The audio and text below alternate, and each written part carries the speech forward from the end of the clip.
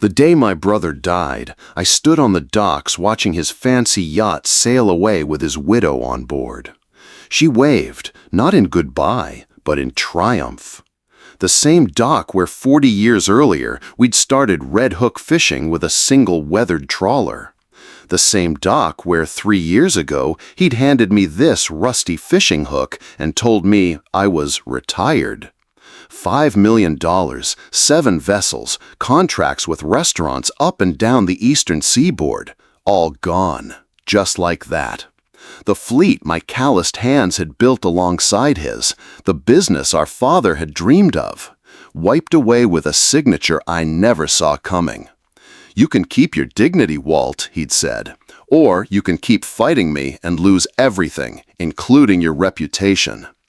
I chose dignity then. But dignity doesn't pay bills. Dignity doesn't explain to your grandkids why Christmas got smaller. And dignity sure as hell doesn't justify the betrayal by your own blood. The one person who knew every sacrifice you'd made along the way. Growing up in Gloucester, Massachusetts in the 50s and 60s meant one thing for the Callahan family. Fishing was in our blood. Dad was a third-generation commercial fisherman. Mom kept the books and ran the household with military precision.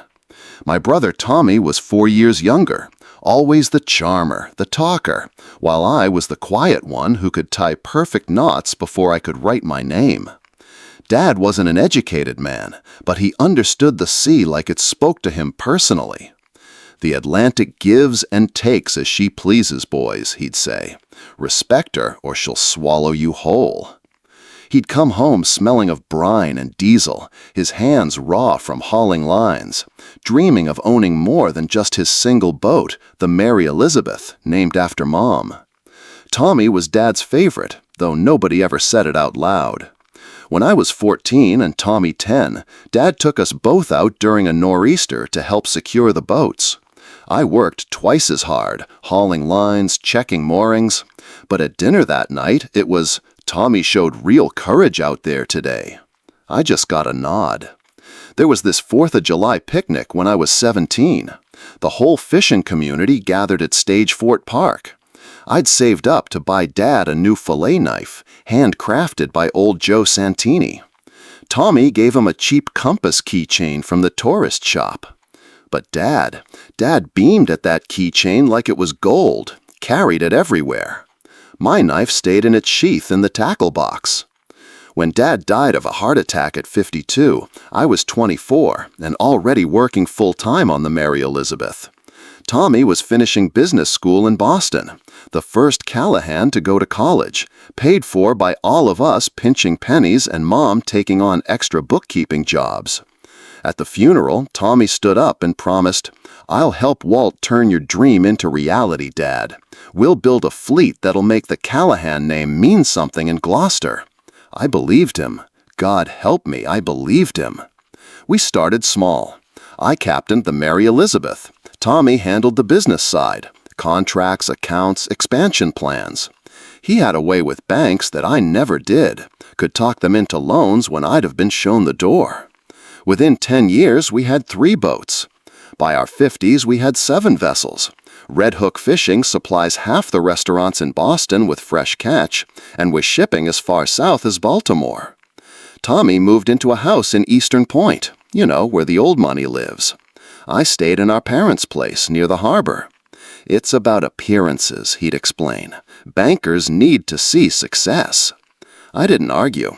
I was still on the water most days, still doing what I loved, still trusted my brother with everything else. For my 65th birthday, I decided to do something special. I'd secretly commissioned a boat builder in Maine to craft a small pleasure yacht. Nothing too fancy, but beautiful craftsmanship. I was going to gift it to Tommy. A thank you for all the office work, the suits and meetings he endured, while I got to stay on the water. I called it Brother's Keeper. Cost me nearly every penny of my personal savings outside the business. I planned to surprise him at the company's 40th anniversary celebration. I never suspected that behind those spreadsheets and smiles, Tommy had been quietly restructuring the company for years, moving assets, creating new entities, preparing for the moment when he wouldn't need his big brother anymore. The 40th anniversary celebration of Red Hook Fishing was set for June 15th, 2022, at the Gloucester Harbor Hotel. Tommy spared no expense. Raw bars overflowing with our own fresh catch, open bar, live band playing sea shanties and classic rock. Everyone who was anyone in the New England fishing industry was there. The mayor gave a speech. Even the senator's office sent a representative with a fancy certificate. I was uncomfortable in my new suit, bought special for the occasion. My wife Martha kept adjusting my tie. "Stand up straight, Walt. This is your night, too," she whispered. But it didn't feel like my night. The slideshow playing on loop showed more photos of Tommy cutting ribbons and shaking hands than of me or our crew actually fishing. My son Michael and his wife had flown in from Seattle with my grandkids. He'd left the family business years ago to work in tech, something Tommy had never forgiven him for. Abandoning the legacy, he called it, though never to Michael's face. "Dad looks like a fish out of water," I overheard Michael tell his wife, both of them nursing drinks by the harbor view windows. "Uncle Tommy's turned this into a corporate circle jerk." I should have taken that as the first warning sign. Tommy gave a speech that had everyone raising glasses. To 40 years of hard work, Callahan perseverance, and the vision to grow beyond what our father could have imagined. He didn't mention that I was the one who'd spent those 40 years on deck in freezing spray and blistering sun. But I swallowed my pride, as always. Then came a moment that still burns in my memory. Tommy clinked his glass again. "And now, a special announcement. After 4 decades of dedication, my brother Walt is finally hanging up his fishing boots." The room erupted in applause. I froze, glass halfway to my lips. Martha's hand tightened on my arm. "What's he talking about?" she whispered. I had no answer. We hadn't discussed retirement, not once. Tommy continued. "Walt's earned his rest. From tomorrow, the day-to-day operations will be fully under management of our new COO, Jeff Barrett." Barrett, a slick MBA in his 40s who joined the company just 2 years prior. He stood up, waving and grinning. I'd never liked him, the way he referred to our fleet as assets and our fishermen as human resources. Tommy called me up to the podium, put his arm around my shoulders, presented me with a shadow box containing an antique fishing hook mounted on velvet. "The symbol of where we started," he said, "and a reminder that sometimes you have to let go of the hook to move forward." The audience ate it up. I stood there, dumbstruck, a fake smile plastered on my face. In that moment, with hundreds of eyes on us, I couldn't make a scene. After the ceremony, I cornered Tommy near the restrooms. "What the hell was that about? I never agreed to retire." "Come on, Walt," he said, straightening his French cuffs. "You're pushing 70. The insurance costs alone for having you on the boats are killing us. We've discussed this." "No, we haven't." My voice was rising despite my efforts to stay calm. "Well, maybe not in so many words, but you must have seen this coming." His tone was patronizing, like explaining something to a child. "The company needs to modernize. Barrett has connections we need, innovations you don't understand." "I built this company," I said through gritted teeth. "We built it," Tommy corrected, "and now we're taking it to the next level. Your retirement package is generous, Walt. $200,000 a year for life. Most men would be grateful." Before I could respond, his wife Elaine glided over, all diamonds and perfect teeth. "The Harrises want a photo with both of you," she said, pulling Tommy away. He gave me a look that clearly said, "Not now." I spent the rest of the night in a fog, accepting congratulations for a retirement I hadn't chosen, watching Tommy work the room while I stood in the corner clutching that ridiculous shadow box. It got worse the next day. I showed up at the docks at 5 a.m., same as always. Bobby Saunders, captain of our newest trawler, looked uncomfortable when he saw me. "Heard you're hanging it up, Walt," he said, not meeting my eyes. "News to me," I replied, reaching for my gear. He shifted uncomfortably. "Thing is, Mr. Barrett called last night, said you won't be coming aboard anymore. Company insurance policy or something." I stood there, the morning fog swirling around us, the weight of betrayal settling in my chest like an anchor. "I need to see the books," I told Tommy later that day, barging into his office overlooking the harbor. "Why? You never cared about the paperwork before." "I care now." He sighed, exasperated. "Look, this transition doesn't need to be ugly. We're brothers. I've set you up for a comfortable retirement." "I want to see exactly what I'm being retired from," I insisted. "My name's still on the company." "I have rights." Tommy's face changed then, hardened in a way I'd never seen before. "Actually, Walt, it's more complicated than that." 3 weeks after the retirement party, I finally got my hands on the company documents. Not through Tommy, he kept stonewalling me, but through Rita Morgan, our longtime office manager, who'd known me since we were kids in Sunday school together. She slipped me copies after hours, her hand shaking. "Walt, I could lose my job for this," she whispered, "but what they've done isn't right." What I discovered turned my blood to ice water. Over the past 5 years, Tommy had systematically restructured Red Hook Fishing. He'd created a parent company, Callahan Maritime Holdings, that technically owned all our boats, contracts, and facilities. And I owned exactly 2% of this parent company. Tommy, Elaine, and their son Christopher controlled the rest. The paperwork had my signature on it, but I swear to God I never knowingly signed away my birthright. I confronted Tommy at the annual Gloucester Fishermen's Memorial Ceremony. Probably not the best timing, but I was past caring about propriety. Half the town was gathered at the waterfront to honor those lost at sea. Tommy was front and center, of course, ready to lay a wreath as a pillar of the fishing community.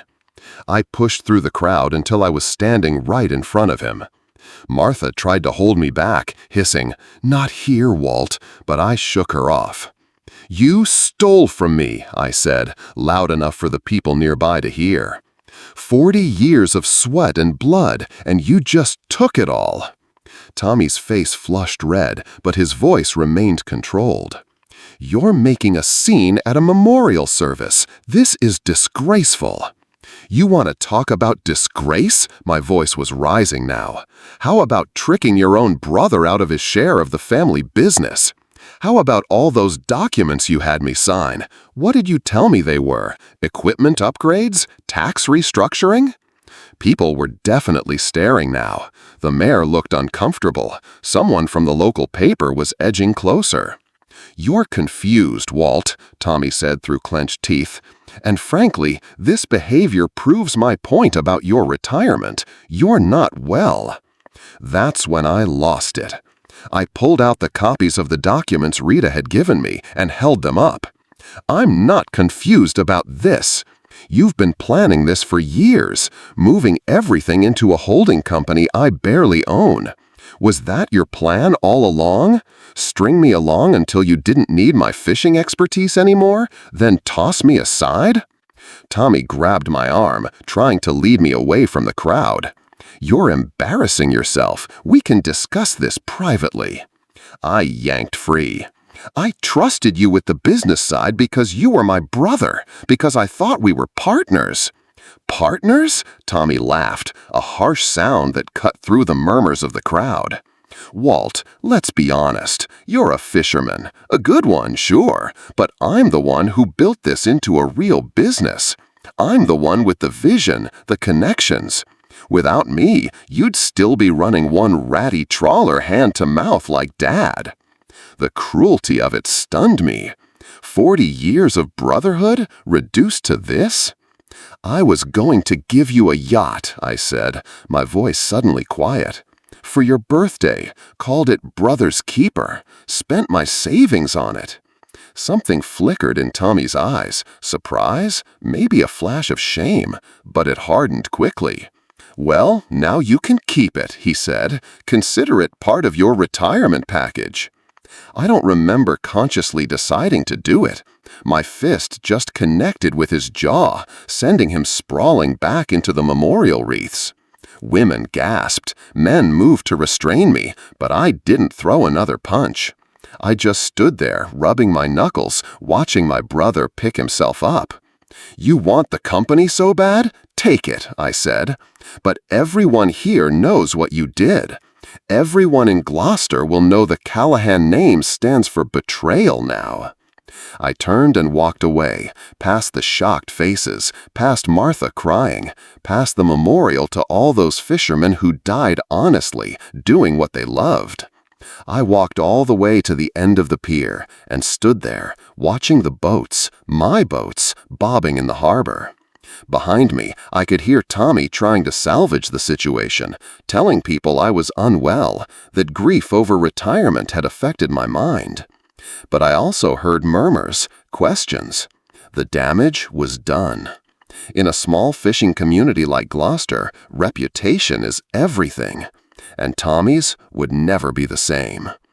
The weeks following the memorial service confrontation passed in a blur of legal consultations and whispered phone calls.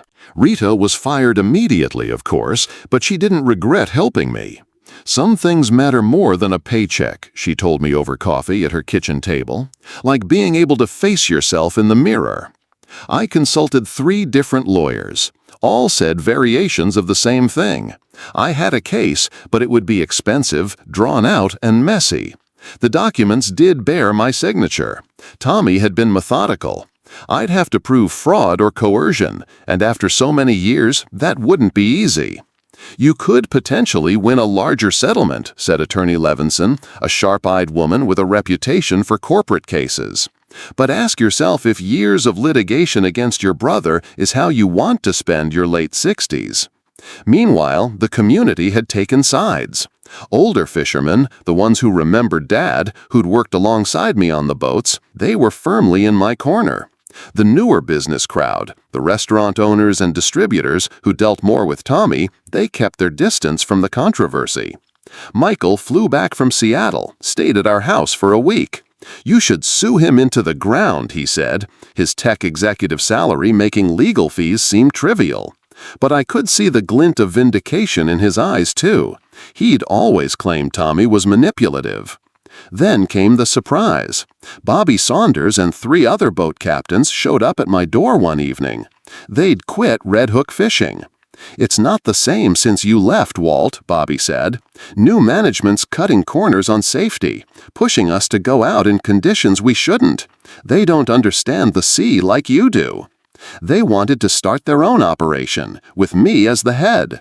They had contacts, loyal customers who'd follow them. What they needed was my expertise and reputation. "We can't compete with Red Hook's fleet size," Bobby acknowledged, "but we can be better, safer, more sustainable."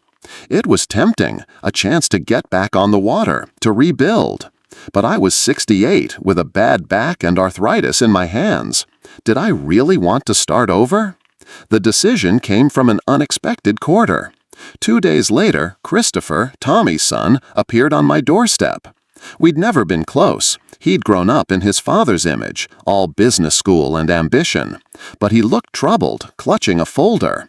"Uncle Walt," he said, his voice uncertain, "I found something you should see." Inside the folder were emails between Tommy and Jeff Barrett dating back 3 years. They detailed the plan to edge me out, to restructure the company beyond my understanding. But there was more. Evidence of systematic over-reporting of catches to our buyers, under-reporting to regulatory authorities, falsified maintenance records, tax discrepancies. "Dad doesn't know I've seen these," Christopher said. "But ever since the memorial incident, I've been looking into things. This isn't the company Grandpa would have wanted. It's not the company I want to inherit." I studied my nephew's face, seeing a moral struggle there I'd never noticed before. "Why show me this? He's your father." "Because it's wrong," Christopher said simply, "and because I have a proposition. His plan was audacious. Christopher would use his shares and position to force a reorganization. I wouldn't get the fleet back, but I could have 2 boats, including the Mary Elizabeth II, named after the original, plus a fair financial settlement. In exchange, I'd sign a non-disclosure agreement about the regulatory violations, giving Tommy time to clean house before anyone outside the family knew. "What do you get out of this?" I asked suspiciously. "A company I can be proud to run someday," he answered, "and the chance to do right by the Callahan name."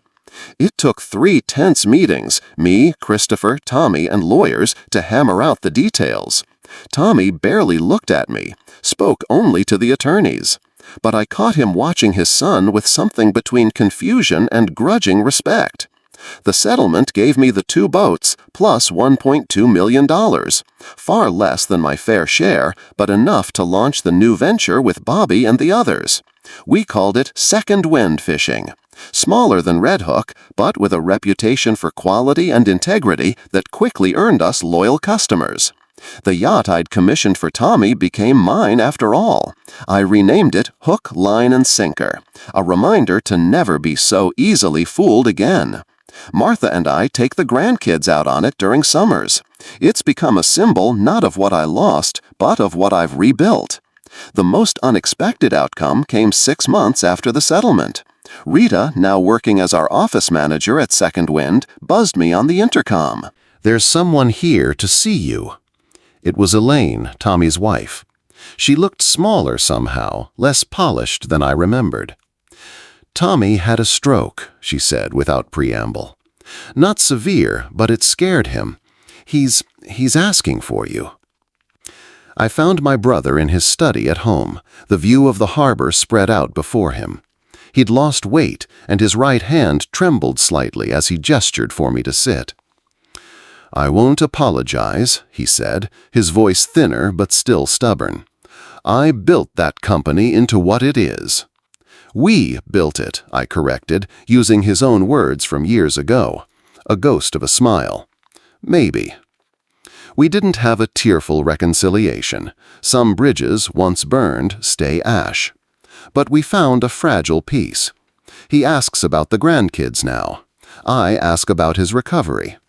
Last Christmas, our families ate at the same table. Separate conversations happening around a shared meal, but it was something. Christopher took over most of Red Hook's operations during Tommy's recovery. He's running it differently, more transparently, more in line with what Dad would have wanted. He consults me occasionally on fishing matters, building a bridge between the family branches. Second Wind grew steadily. We've added a 3rd boat now, focusing on sustainable practices that are attracting premium buyers. Michael's even talking about moving back east, bringing his tech expertise to modernize our operations while maintaining our values. The rusty hook from Tommy's retirement gift hangs in my office at the docks, not as a symbol of betrayal anymore, but as a reminder that sometimes you have to let go of one dream to find another, and that the sea, like life, always offers second chances to those patient enough to wait for the tide to turn. Looking back now, 3 years after that confrontation at the memorial, I realized something I couldn't see then. Losing my fleet forced me to build something better. Second Wind isn't just a fishing company, it's a legacy I'm proud to leave. One built on honesty and respect, not just profit margins. Tommy and I will never be what we once were. Some wounds run too deep. But we're family. Complicated, flawed, resilient. The grandkids fish with me on weekends and visit him for Sunday dinners. Life finds its balance, like a boat riding out the swells. That rusty hook reminds me daily, sometimes what looks like an ending is just the universe cutting your line so you can cast again in better waters. If you're facing betrayal or loss right now, remember, it's not the boat that matters, but the captain's resolve. Your second wind might just carry you further than you ever imagined. If this story meant something to you, hit that subscribe button to hear more tales from the sea and the complicated hearts who sail it. Drop a comment about your own family business experiences, the good, the bad, and the lessons learned along the way. Until next time, this is Walt Callahan, signing off from Gloucester Harbor.